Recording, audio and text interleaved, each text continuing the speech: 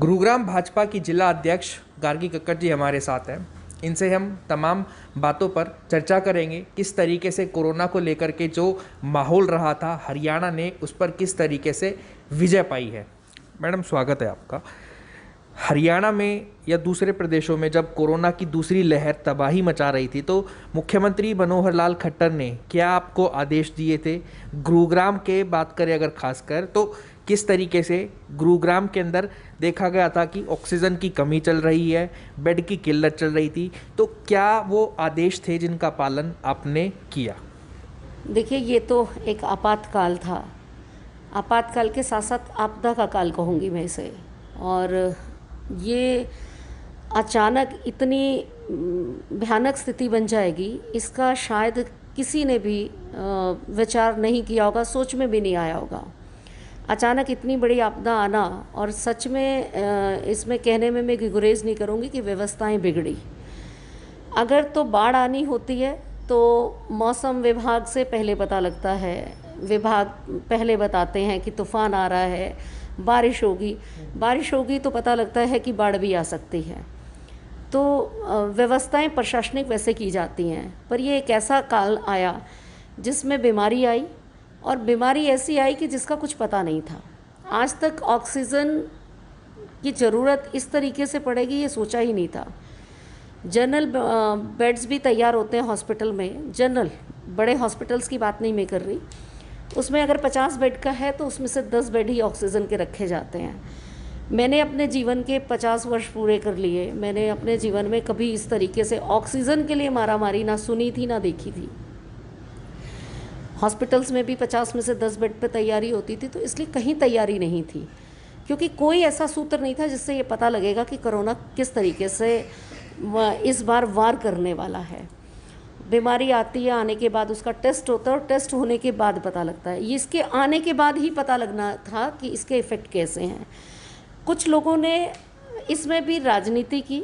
राजनीति भी क्या की कि उन्होंने सिवा रोटी सेकने के, राजनीति करते हैं, राजनीति दल राजनीति ही करते हैं, पर राजनीतिक रोटी सेकना वो सबसे गलत था। ऐसे काल में जब सबको कंधे से कंधा मिलाकर अपने और अपने सुरक्षित समाज की चिंता करनी चाहिए, उन्होंने अपनी तो चिंता की पर अपने समाज की चिंता करने का काम नहीं किया, क्योंकि उन्होंने हमेशा वोट के लिए राजनीति की है, हमेशा कटाक्ष करने का काम इस काल में भी किया। पर माननीय मुख्यमंत्री जी ने किसी बात का ध्यान ना देते हुए, सब चीज़ों को झेलते हुए, सहज हृदय से अपने प्रदेश की जनता को बचाने का काम किया। सब चीज़ों को झेलते हुए गुरुग्राम में इसलिए ज़्यादा नज़र आया क्योंकि ये मिनी इंडिया है। यहाँ पर सभी प्रदेश के, देश भर के लोग रहते हैं, और सबसे बड़ी बात मेडिकल हब है। सब लोगों का इसी तरफ बढ़ना स्वाभाविक था, क्योंकि बड़े बड़े हॉस्पिटल्स यहाँ हैं। और हॉस्पिटल्स तो मैं ये हॉस्पिटल्स यहाँ गुरुग्राम में जो हैं वो हॉस्पिटल्स हैं जिनकी चेन विदेशों में भी है। तो इसलिए सबको लगता था मेडिकल फैसिलिटी बहुत अच्छी मिलेगी, मेडिकल फैसिलिटी सबको अच्छा खर्च कर सकता है, हर किसी ने ये चाहा मेरा परिवार वहाँ एडमिट हो, तो इसलिए इस तरफ रश ज़्यादा हो गया। इससे पहले भी देश भर में अगर हम मेडिकल की बात करें, इलाज की बात करें, पूरे देश भर का पेशेंट हमारे इसी शहर में आता है। मेरा ये मानना है कि 15 से 20 हज़ार बाहर से पेशेंट यहाँ आता है, जो यहाँ के हॉस्पिटल्स में डेली अपना चेकअप कराने आता है। जब इतना बड़ा व्यवस्था यहाँ पर है, और वो व्यवस्था में भी कहीं ना कहीं हम पूरी नहीं कर पाए, उसके पीछे रीज़न ये था कि अचानक इतना बड़ा आपातकाल, इतनी बड़ी आपदा और देश भर का बोझ। अदरवाइज़ गुरुग्राम को अगर हम लें, और गुरुग्राम ज़िले की बात अगर हम करें या प्रदेश की बात भी करें, तो गुरुग्राम में समावेश हो सकता था, पर पूरे देश भर के पेशेंट्स यहाँ आए, जिसके कारण व्यवस्था चरमराती हुई दिखी। अदरवाइज़ यहाँ व्यवस्था जिला अध्यक्ष होने के नाते मैं जिम्मेवारी के साथ कह सकती हूँ कि अगर हमारी ज़िले का और प्रदेश का भी लोड होता तो गुरुग्राम इसे संभाल सकता था। विपक्ष जो है लगातार हमला कर रहा था कि मुख्यमंत्री मनोहर लाल खट्टर और उनकी पूरी टीम जो है आंकड़े छुपा रही हैं कि कितने कोविड के मरीज़ हैं और कितने दर्दनाक मृत्यु से मतलब काल को प्यारे हो गए हैं। तो क्या ऐसा सच में था, आंकड़े छुपाए गए थे? मैं विपक्ष की ही बात करती हूँ। आंकड़े अगर छुपाए होंगे तो जिस घर में रोने की आवाज़ आ रही थी या जहाँ दाह संस्कार हो रहा था, क्या उसके पेपर नहीं बने होंगे? क्या उनके डेथ सर्टिफिकेट नहीं बनेंगे? असल में वो वही बात कहता है जो वो करता है या वो जो सोचता है।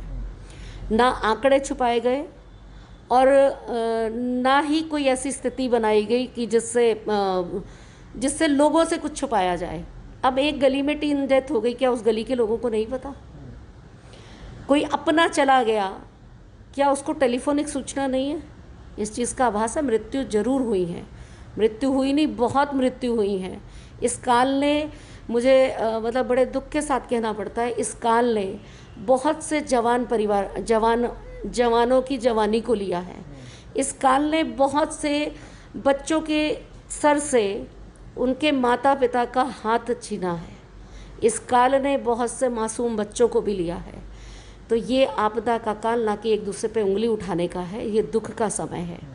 और इस दुख के समय में क्योंकि भारतीय जनता पार्टी सेवा ही संगठन का भाव लेकर चलती है, इसलिए इनके जितने कार्यक्रम आगे अगर ये लोग चिंतन करें, भारतीय जनता पार्टी के कार्यक्रमों को भी देखें कि वो अपने संगठन के कार्यक्रमों को भी किस रूप में मना रहा है, किस तरीके से श्रद्धा से उन लोगों के लिए मनाने की रचना कर रहा है, क्योंकि ये काल ऐसा था जो किसी के हाथ में नहीं था। और मैं कहती हूँ इतने सहज हृदय के मुख्यमंत्री जी सब कुछ झेलते हुए भी दिन रात इसी बात की चिंता करते रहे, खुद बैठ कर के ऑक्सीजन कहाँ पहुँचनी चाहिए, कैसे उसकी पूर्ति हो, कैसे, क्योंकि मैंने उन्हें दिन रात काम करते देखा है जब वो गुरुग्राम में यही तो चिंता का विषय मैम कि मुख्यमंत्री दिन रात बैठ के काम कर रहे थे, लेकिन जो संगठन था वो कहीं ना कहीं पीछे दिखाई दिया। मुख्यमंत्री ने गुरुग्राम में भी दौरा किया, 4 विधायक में से एक भी विधायक मौजूद नहीं था जब मुख्यमंत्री आए। यही चिंता का विषय है। नहीं, ऐसा नहीं है। देखिए, मुख्यमंत्री जी संगठन ने ही एक योजना बनाई कि जितने हमारे मंत्री हैं वो सब एक एक ज़िले में जाएंगे। मुख्यमंत्री जी मनोहर लाल जी संगठन के व्यक्ति और सरकार के व्यक्ति, एमएलए होने के नाते, शीर्ष नेतृत्व पे बैठे होने के नाते उनकी जिम्मेवारी भी संगठन ने लगाई। तो मुख्यमंत्री जी मुख्यमंत्री तो हैं ही, साथ साथ वो एक विधायक होने के नाते, मुख्यमंत्री होने के नाते एक जिला उन्हें भी मिला। तो यही बात जो गलत प्रचार हो रहा है वो यही है कि सब मंत्री सब जिलों में बैठे, किसी ने 2 जिले देखे। मुख्यमंत्री जी ने पूरे हरियाणा का दौरा भी किया और जिम्मेवारी के नाते गुरुग्राम जिले को भी संभाला।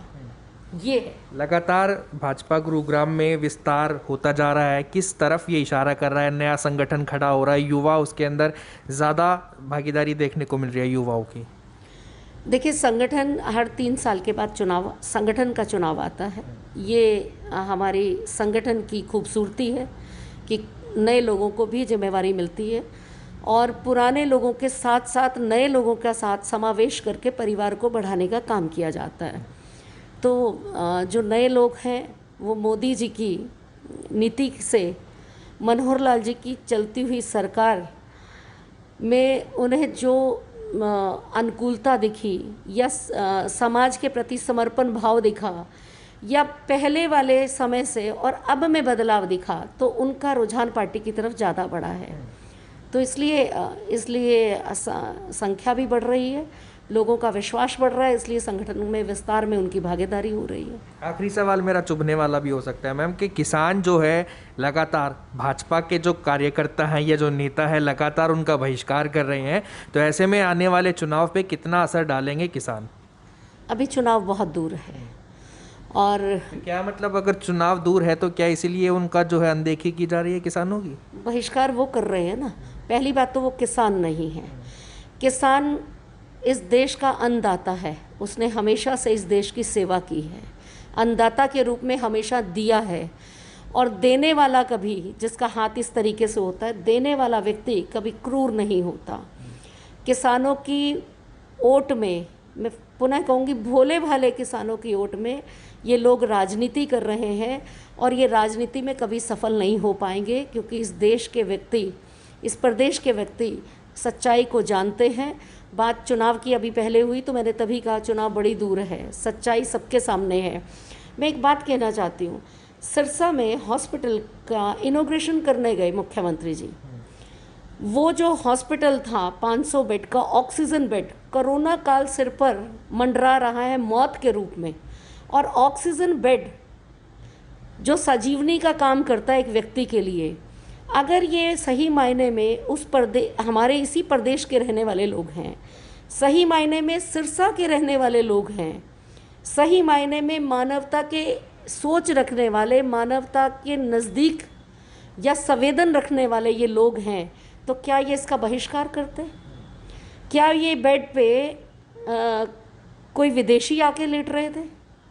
जहां हमारा विदेश में रहने वाला बंधु, जो प्रदेश का बंधु विदेश में सेटल हो गया है, वो रोज़ दस्तक देता है, कभी प्रधानमंत्री जी को, कभी मुख्यमंत्री जी के पास मेल आ रही है, कभी वो प्रशासन को दस्तक देता है कि मैं मदद करना चाहता हूँ अपने प्रदेश की, मैं किस काइंड में मदद करूँ।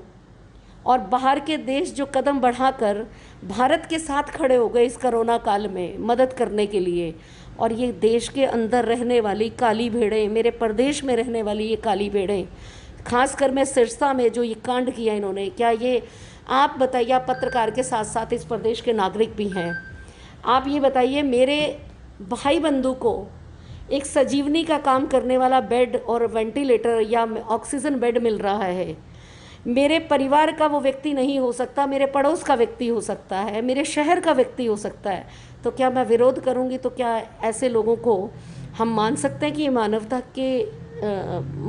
की सोच रखने वाले, संवेदना रखने वाले लोग हैं? इनका तो बहिष्कार होना चाहिए। और सही मायने में आप इनके बीच में घुस के आप बैठेंगे तो आपको समझ में आ जाएगी ये किसान नहीं है, ये बहरूपीय हैं, ये चेहरा बदल कर ये जो तोड़ने का काम कर रहे हैं, ये जो अराजकता फैला रहे हैं, ये जो माहौल बना रहे हैं, ये भूल गए कि ये भी किसी के हाथ में इस्तेमाल हो रहे हैं। ये देश, ये प्रदेश इनकी आने वाली पीढ़ी का है, ये हमारे बच्चों का है, ये उनके लिए क्या बो रहे हैं, और फिर जैसा बोएंगे वैसा काटेंगे। बहुत धन्यवाद मैम।